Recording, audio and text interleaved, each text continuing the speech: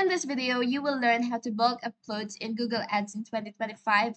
First, you have to log into your Google Ads account, then click on Tools and Settings or just Tools, and then you're going to see this option right here, which is Bulk Actions, and followed by Uploads. Click on that. And once you're inside, you're just going to click this new upload, which is the plus button icon right here. Click on that, and then now you can upload your file with you can upload it with your you can choose from CSV, XLSX, or zip file that is containing your campaign data.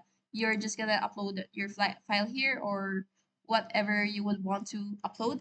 And now you're just gonna review the upload summary and fix any errors if needed. And once you're ready, just click apply, which is this button icon right here, and then um, you're just gonna wait for the bulk upload to process. And that's it.